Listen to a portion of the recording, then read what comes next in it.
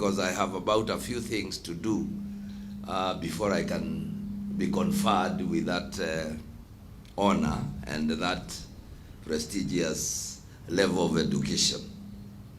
But really, even before I give you my speech, you need to ask why I'm studying and reading. It's because I want to challenge the whole lot of you to stop sitting on your laurels and thinking that you have made it. Sasa Kang'ethe just because amekuwa ati yeye sasa ni mtu mkubwa anaitwa ati yeye Mathira West yote ni yeye anaongea akisema bai ifungwe inafungwa, he thinks amefika. That is not, you know, that is why I'm challenging all of you. But yani, when you get on top of a hill, it helps you see the mountains you have not conquered. Tunaelewana?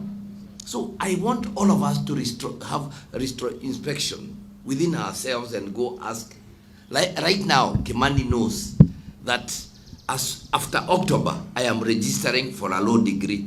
Hawatakuwa wakisema mutadis nikisikiliza na kusema mambo kama ati local study. Mimi nitakuwa ndani. Did you get my point? And there is a lot you can do with your life. It's not just yani kukaa, kuzaa watoto na kulala na kukula. There is a lot you can do within your life. This is the challenge I have.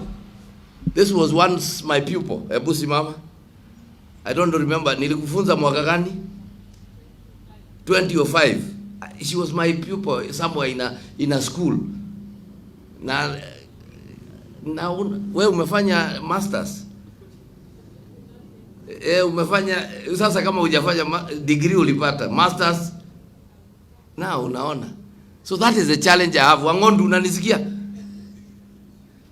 I know you have a new wife. You can be busy. Hapo ukingangana. Lakini hata kama hiyo inaendelea, si ungangane kalai nyingine. Okay, tunaelewana. I hope you get what I'm talking about. Ati sasa ukiulizwa Kebutu, because sasa wewe uko ulikuwa chinga, sijui siku hizi uko Rorengu, yani hiyo maneno imefika mwisho. There is a lot that, you know, the potential in you is enormous. That is the message I have for you. Mimi unafikiria nasoma nipeleke hii degree wapi? Hii ni ya kuongezwa tu kwa biology. Wakisoma siku ile nimekufa wanasema okay, githomo yake. But the majority of you have enough potential and time to have something to do with it. Munanielewa? You still have room to grow. Hata wewe. Sasa ile degree moja ulifanya ndio ilitosha. Get my point, and you are still young. You can still get 2-3 babies and still do the rest. Are we together? So, let me take this opportunity to thank all of us, especially the county assembly team led by majority and the speaker, and all the rest of us, including our MDs of the water service providers, all the chief officers, directors, and everybody who has come for this occasion. This performance contracting of this cycle, and we want to thank my department, my performance unit for this. And as a county, we have made outstanding strides by ensuring that all our employees are placed on an annual performance management and measurement. And this is why we are proud that David can stand here and say, we have promoted 990 staff. How did we do that? You can't be waking up one morning and say, all the tall people like Rigathi are promoted, and the short ones like, who is the shortest man in this county? They are not promoted. They can't work like that. You must have some standards, isn't it? You know, James, yes. Everyone, the level of Wache is not promoted, but everyone, you know, Orombaye. You can't use that. There must be something you can hold and touch, some standard, some norm. And this is one of it. That you had a performance contract. Did you achieve it? I do remember that by around August, we will be holding another function to come and award those who have done well And comes out so clearly. When there is dysfunction in a department, the pieces cannot be achieved at all. You cannot do as you are expected. Now, of course, like we have said, this has helped us improve on performance, and that is why Nyeri is the place to be. In as far as civil service is concerned, sometimes and let me tell you, sorry to say this, but I have seen in the other cycle, I used to find a governor who was looking for his own air travel. Nitaenda na ndege gani? Hapana, wacha hiyo. Wewe nani?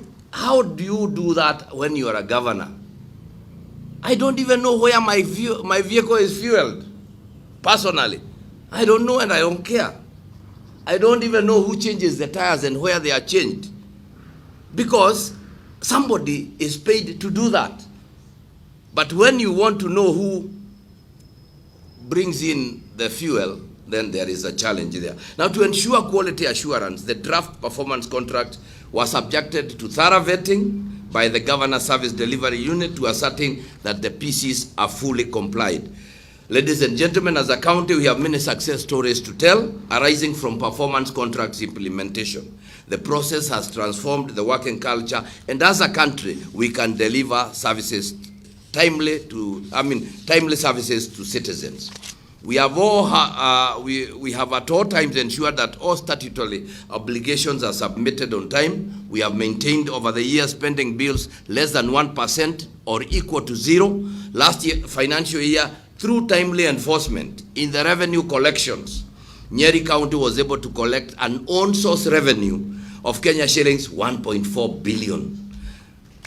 And ranked number 8 among 7 counties. And we never make noise about it. I see others tumeokota 1.4. We don't. And this year we get 2 billion.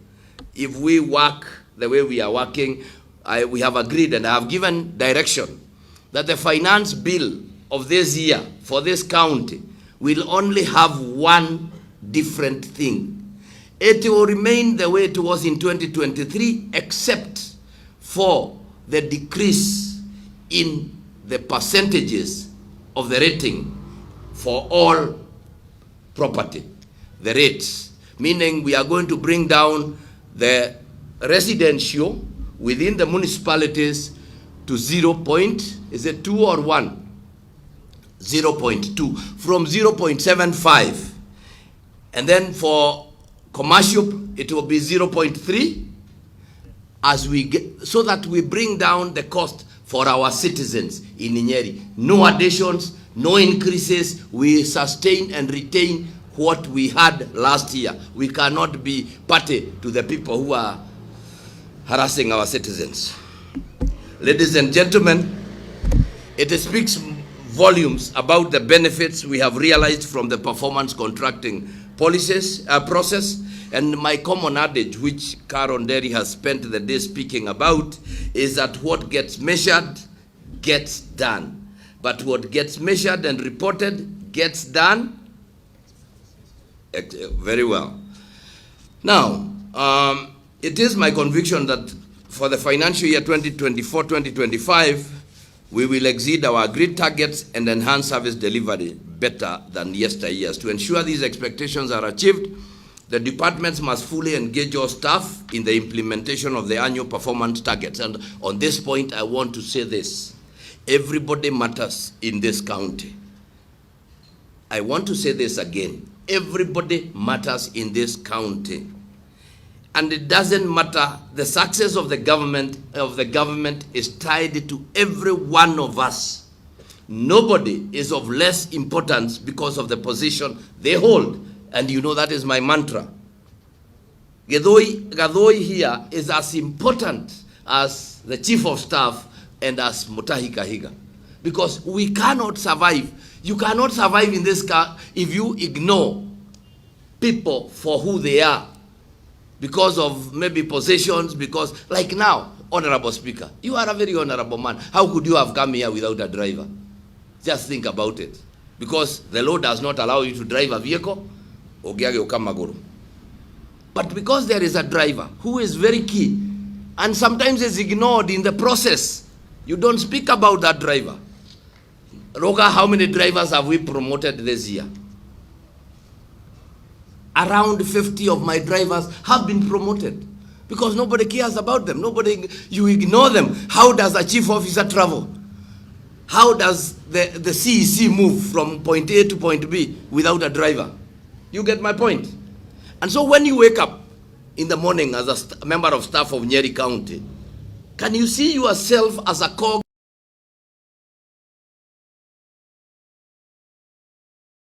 And if you are the cog, if one cog, then efficiency gets lost around the way. And therefore, all of us, when you wake up, go to the mirror.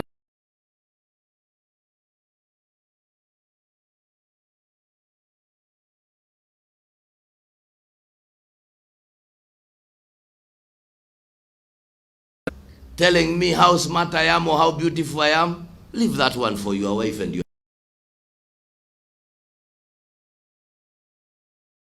back. I want you to ignore that there is gender parity. I mean, we are of different genders when we come to work. When I see Naomi, I should see myself and her working together. Let me not stop admiring her cheeks and her, because that is going to bring a little problem somewhere along the way. I've said it before, I want to add it here to repeat it here. When we get to that gate, I had asked the CS to put a bag there. I don't know, I've never seen it, where people come in and put their emotions. I had said, I had asked you, at the gate there, unaweka bag kubwa, so that everyone, when you get to that gate, you get your emotions, put them inside there, and come here to work. You do not come here to be loved or to be hated. You do not come here to be understood or not understood. You do not come here for platitudes that, oh, you are looking nice. To hell with all that. That can be... Weka kwa? Gate. When pale, jioni ukienda, go and collect. All your emotions, collect them there, now take them home. Ukifika kwa nyumba, announce at the gate, I want to be told I'm lovely, I want to be told this. Hiyo ni kuko kwa nyumba. Wakuambie, wasikuambie. But where you come here and you start attach. This is, look, for example, Honorable Speaker, this is, they call a voucher, a payment voucher. Why are you attaching emotions to it? It is either you sign or you don't sign. Not look at the name, oh, this is Mother Wagoi. Nilimsalimia akanikataa. So this one, that is not the way we should work. Are we together? Even when you arrest askari, don't arrest with the gender. Where shika tu. And that is why anybody who calls me and tells me gari yake imeshikwa, mimi namuuliza wamekuitisha pesa ngapi? Niambia 1000, namwambia angalia simu yako, lipa, hiyo maneno mutasort. Do you get my point? I have no emotions. Then aniuliza, ala, kwa nini? When we meet, I tell him, unajua ukitaka nikusaidie, nipigie nikiwa kwa nyumba, nilikuwa kwa ofisi. Na kwa ofisi so I did my job. Now you want me to call this askari and tell him fungua? Kwani ni mwenda wazimu akifunga? Si alifunga kwa sababu? Are we together? Ladies and gentlemen, I think you buy that. If you do, you're going to be the happiest person in this world. Lakini ukikuja hapa kila siku, unangoja tukuite, sijui wewe ni nani. We start bowing ukipita. Nani alikwambia hiyo? Tunaelewana CS? Yeah. If you are looking for emotions, there are a lot in your house and in your family. Go get them. Hapa waja tufanye ka? Alafu tukikutana jioni, now tukitoka hapa, look for me. Kwanza I like dancing, nipeleke dancing. Yeah, take me out. Hata nitafute nikakunywe coffee. We can have coffee. Huko tuongee na usilete maneno ya kazi wapi? Kule tukikutana usianze kuniambia unajua as we are taking coffee, lakini unajua Wambogo si mtu mzuri, nitakuchapa coffee. Maneno ya Wambogo kuja uniambie kwa ofisi, lakini tukikutana pale, let's have coffee, let's enjoy ourselves. Nipewe na wewe upewe, tuendelee. Kazi itafanyi. Do you get that, what I'm talking about? Yeah.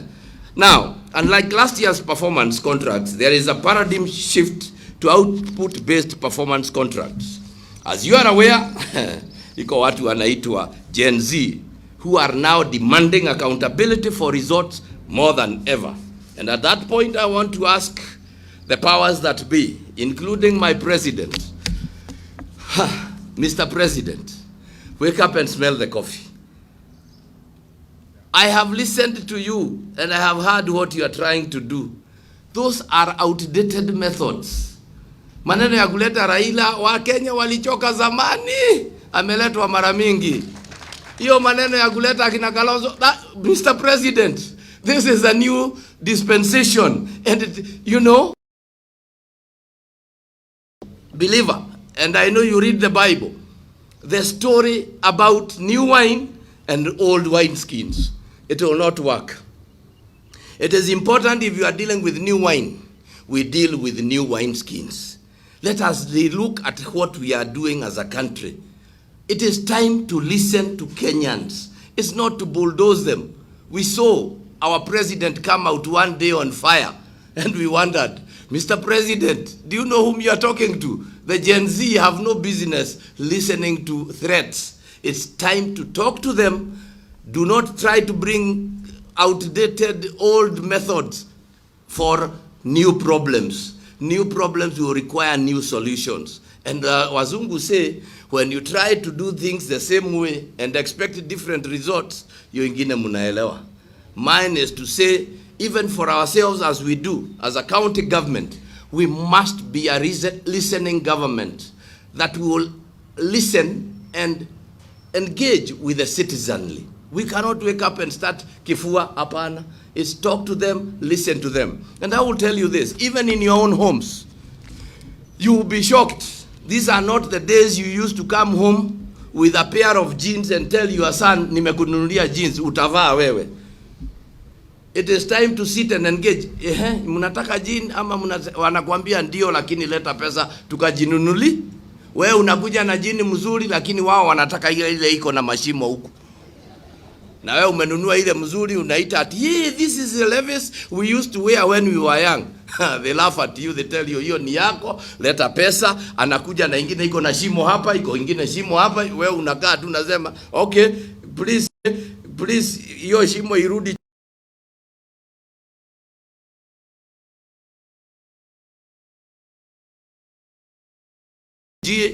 To the Gen Zs, there are no two ways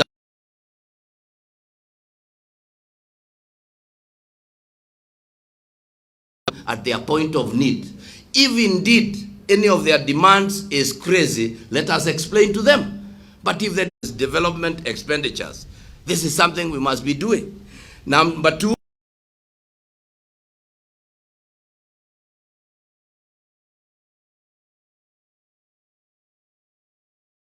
for us, what we had now yesterday should have been something that we were able to track.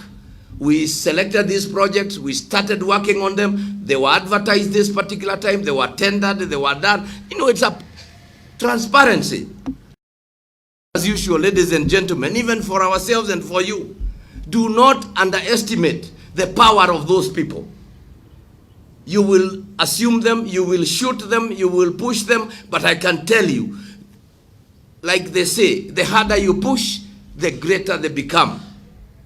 When you think, just like, and you know, it is important that this country realizes this is a reemergence of the youth of the 1950s that went fighting for us. This is the same way they started and went to the forest and brought us independence. So let us engage with them. Let us listen to them. They are our children. Let us stop calling them KFC eaters. Let us stop using those derogatory terms that we are, because those are leaders who have lost touch with the ground. If you are in touch with the ground, you will know that those young men and women mean business. They have been to school. They have degrees. You cannot offer them jobs. All you are telling them is that they become masons. Who told you that is exactly why they went to school? It's not the way to handle.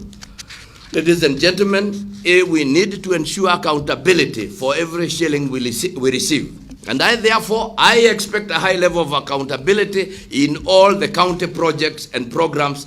And this should be demonstrated through value, addition, and also resonate with the expectations of the citizen. None of us is here including myself, to serve their own interests. We are here to serve the interests of the people of Nyeri, who woke up one morning, voted for me and my deputy, voted for my MCAs, voted for my MPs. We are here for them, not to tell them what to do, but to serve them. And that is the difference. When you start talking to the electorate, instead of listening to them, you get where we are as a nation. But however, they say power corrupts, but absolute power corrupts absolutely. Let us check and watch that. None of us is immune to that. Sometimes there are small devils who talk to us when you are sleeping and they tell you, Mr. Governor, you are just second to God. You are a big man because everywhere you pass, everybody calls you Your Excellency. No, don't allow those titles get into you. Mr. Chief Officer, Mr. CEC, Mr. Director. You cannot see people because you are too senior. No, it shouldn't. See the people, talk to them, let them give you their... And you know, from experience I can tell you, the people you see here, they are not interested in what you have.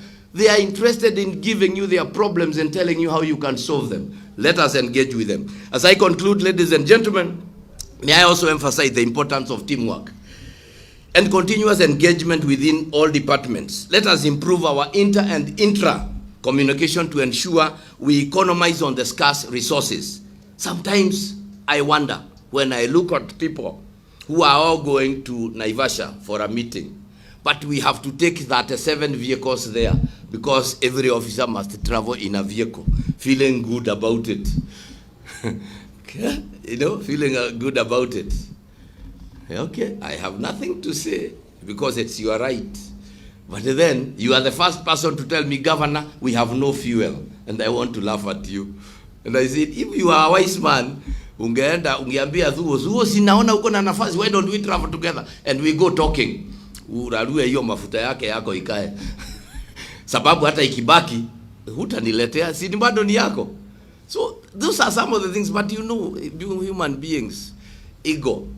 That is why I try my level best to set the best example. How many vehicles do I use? How many people know how I travel? I have one vehicle and one other vehicle, 2 vehicles.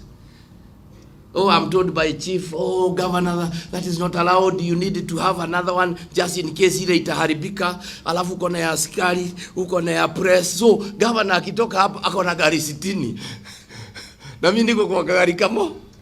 In fact, when we are going somewhere with my DG, ni vile tu tunaambiwa na sheria tusiende pamoja. I want him to sit next to me, tuende tukiongea. Yani tukitoka hatutakuwa deputy na governor, sababu tumeenda na gari moja, tutakuwa tumebadilika. These are some of the things we need to ask ourselves. As public servants, do we really need all that?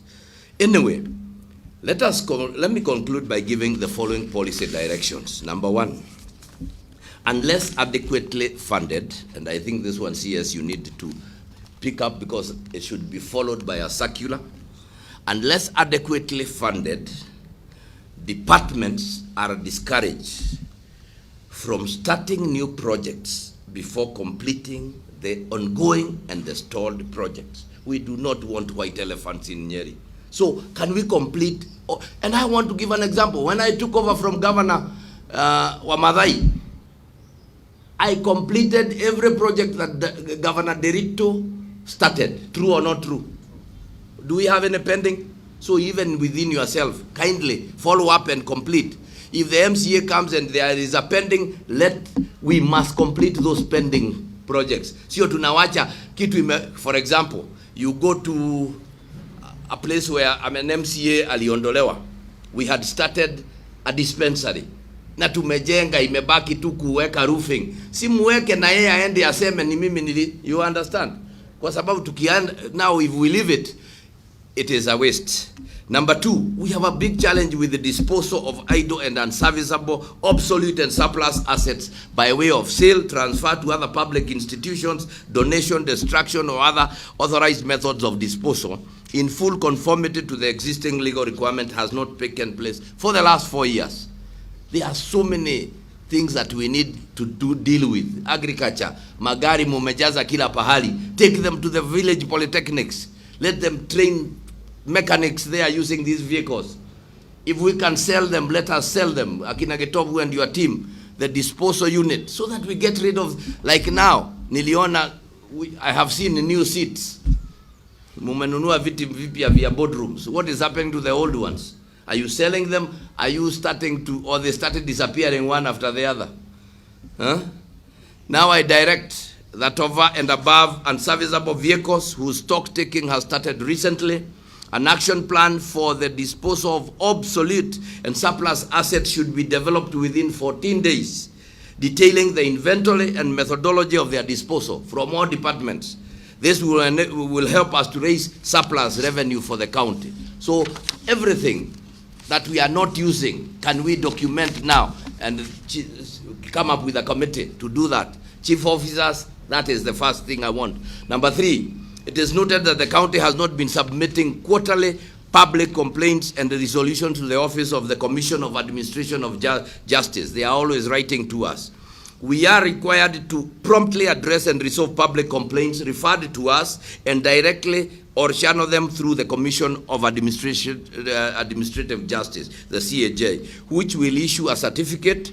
I know we have been doing this promptly, but we have failed to document and channel our quarterly reports to CAJ. I therefore direct that with effect from the first quarter that ends on 30th September, the county secretary compile and submit the county report using the agreed template and submit it to CAJ for further action. Number 4, this year the county will be implementing the KDSP Program 2. Under this program, we have complied by meeting the minimum conditions by signing, number 1, the participation agreement and developing the annual work plan, cash flow plan, the budget, and I'm informed that the departments have been assigned targets for financial year 2024-2025 as factored in the approved work plan. One of the critical indicators will be to increase the county-owned source revenue by 5% and also factor inflation by the end of the financial year. This applies to all revenue streams. All departments have a stake in this, and I expect full enforcement and compliance to realize the set target. This must also be followed by monthly reviews.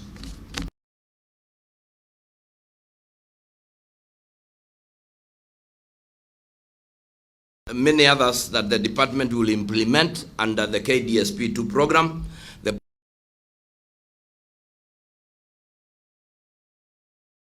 And CECs, and they guided in the setting of the PC targets. I direct that all departments fully implement KDSP2 activities to enable the county to get maximum incentives from the program grants.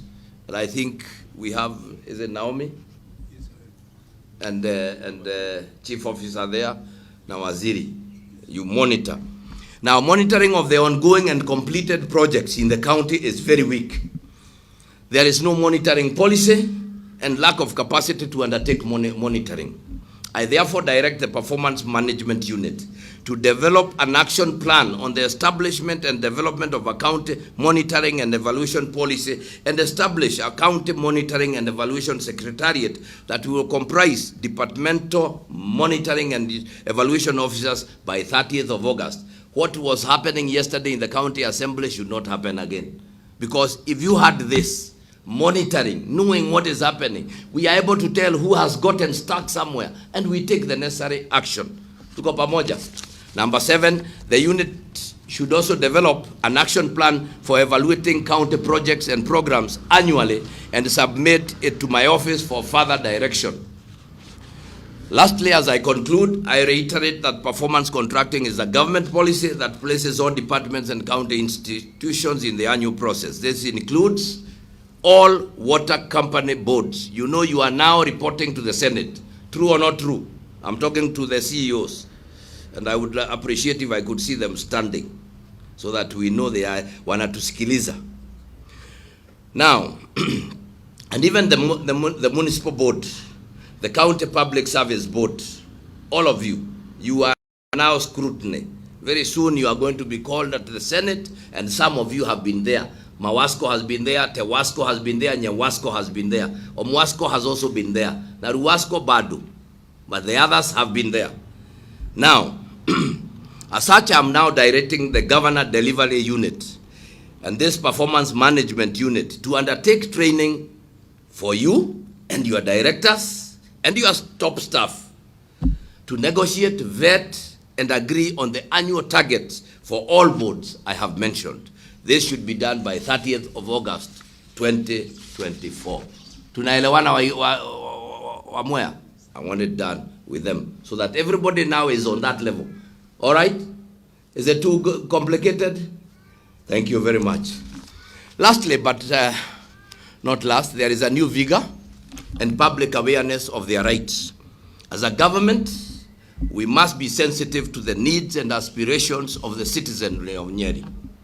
This will help avoid the demonstrations you have seen that have rocked this country.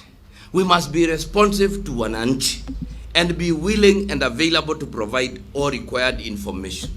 Can you turn to your neighbor and say, it's only by God's grace that I'm in this position? I am neither the best nor am I the only one. Exactly. Because sometimes we forget. We think that you are the only. Hakuna mtu mwingine angekuwa county secretary isipokuwa wewe. There were thousands and thousands, but you got the opportunity. So, ladies and gentlemen, as I wish you the very best and as I congratulate those who have done the PCs, they must know that even going further, we want these PCs to involve the sub-county administrators, the ward administrators. We want every one of us to be on board. And as we get there, can we ask ourselves that very, very important question? Do my actions every day help Nyeri County deliver on its mandate? Or am I the person who is always complaining like a donkey? You know a donkey upatie chakula bado iko hi ho hi. Lunch time hi ho hi. So tell me, mutahika higa ezia. Kingori whom do I go to complain to? Mweda athi kana genera odiji no ayoka kore ni ajene ne muramugia ni egothie kwera u. Mweda ajere u. No wait a yuri atiriri. When you wake up every morning, it's like you have an agenda. Leo nitakasirisha watu watano, nitaongea mbaya kwa wawili, why? Why? When you have come here to do a job, it is so clearly stipulated, from A to A, do that, do that, do that. As simple as that. Then you walk out of this place, upitia kwa gate, uchukue ile vitu ulikuwa umewacha asubuhi, uende nyumbani nazo. Tunaelewana? So mine is to wish you the very best. Do not be that cog in the wheel that always wakati inaenda kuzunguka yako inateguka kitu, inatoa mgurudumu mzima, so that we can't move. But when everybody is doing what they should and we are moving together, everything becomes so easy. Life becomes easy. We are able to focus. Tuko na shida na mambo ya pombe.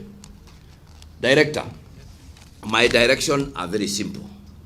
Maneno ya watu wanasema wanafungua pombe na wengine wanafunga, it is all in your docket. Mimi ninataka unaketi na wale kuna kamati zako. We have agreed we are doing public participation, I think it is in the newspapers today, for setting up of regulations on the implementation of the new act. Involve the public, let us get there.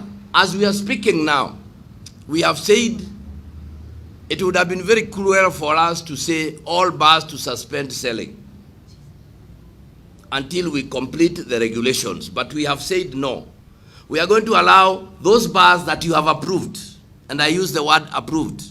We are not going to have a marathon, I don't care, everybody register. You must do what you are supposed to do, even, until, and I think this is what they say in law, there is never a lacuna, there is never a vacuum. If we have not operationalized the new act, the old one is still in force. In terms of inspection, in terms of, you are not just going to allow everything to go on the way, we are making political statements, we are trying to focus everything around the deputy president, but we are forgetting the deputy president has only 2 sons and a wife. Na hawakunywi.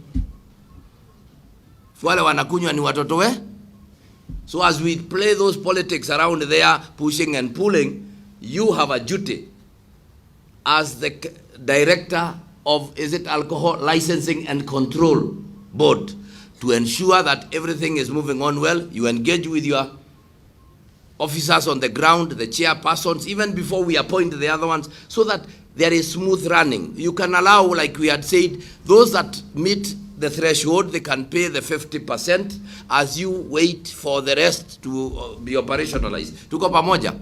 Yeah, but after all, why are we making so much noise about alcohol? As if alcohol kuna mtu ameandikiwa na daktari. You know, is it a drug for us to, that you, if you don't take alcohol, utakufa. So let's stop.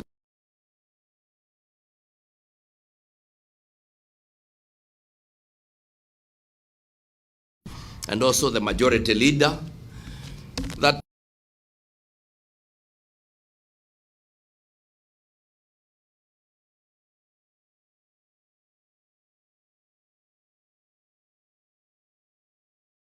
who have abandoned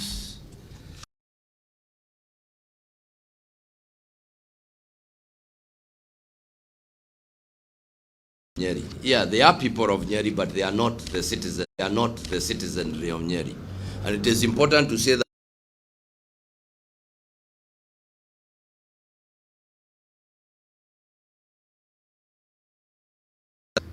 And the more we love him more and more. So they can continue with their efforts, pushing him aside. But we have a few things to remind them. When the president was, during his swearing in, I do remember him holding a Bible in his, I think, left hand, and he vowed to protect the Constitution of Kenya. The Constitution of Kenya has established the office of the Deputy President, who is voted in by Kenyans. And we have the Deputy President in the person of His Excellency Rigathi, who was voted in on the 9th of August, and went all through the processes to be declared a winner for the position of Deputy President. We are requesting the President to allow the Deputy President to be and to do what he was elected to do. I will also maybe wish, with a lot of humility and respect, address my President, Dr. William Samoei Ruto, and tell him, Mr. President, there are men and women around you who you could be calling advisors, but you are in the hole you are today because of the misadvice they have given you. And a wise man wakes up one morning, has a retrospection in himself, sees the way things are. It does not matter who is close to you. In politics, it is your skin that matters, and this is a nation whose hands and survival are, whose existence and survival are in your hands. It is important for you now to take action, the best action that you think should be taken.